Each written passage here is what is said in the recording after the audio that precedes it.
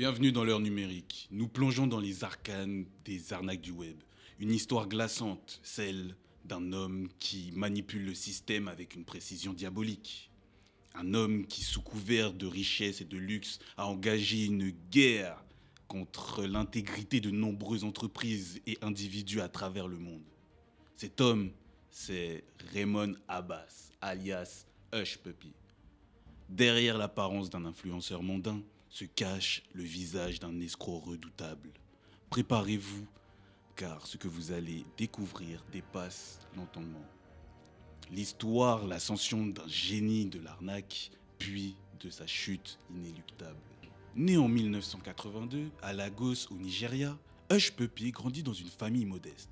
Son père est chauffeur de taxi et sa mère vend du pain. Rien ne le prédestinait à vivre la vie qu'il menait. Et pourtant, dès ses premiers pas dans le monde du cybercrime, il va s'installer dans une voie de non-retour. Une voie où chaque faux pas, chaque faux mouvement peuvent être fatals. Un email urgent vient d'arriver. Le PDG lui-même. Le message est clair. Modification de dernière minute sur le compte bancaire d'un fournisseur. Texte limpide, signature officielle, ton professionnel. Aucun doute possible, c'est bien lui. Pas le temps de tergiverser, la somme est énorme, mais c'est une entreprise de prestige. Tout est sécurisé. Et puis, c'est bien le mail du patron. Virement de 10 millions d'euros effectué, l'argent s'évapore. Et personne ne se rend compte, du moins pas encore.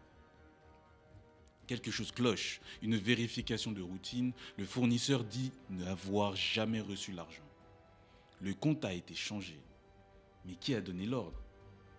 Le PDG est formel, il n'a jamais envoyé cet email. Le choc est total. L'email était faux, une réplique parfaite, une imitation diabolique. L'attaque était méthodiquement millimétrée. Depuis des mois, Hush Puppy et son équipe surveillaient cette entreprise. Il avait piraté les échanges et lu chaque conversation, connu chaque détail et au dernier moment, ils ont intercepté le paiement parfait. 10 millions d'euros volatilisés.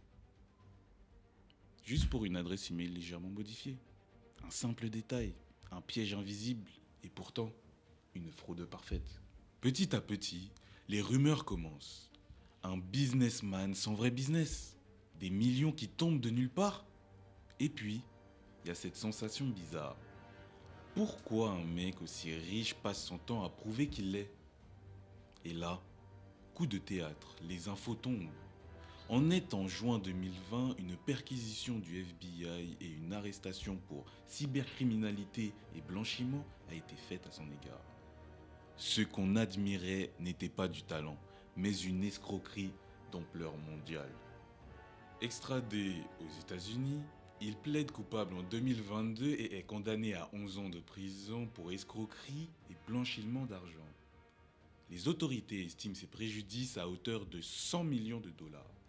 Oui, vous avez bien entendu, 100 millions. L'homme qui se croyait intouchable ne reverra le jour qu'en 2033. Et nous, les followers, on s'est fait leurrer. Comme tout le monde.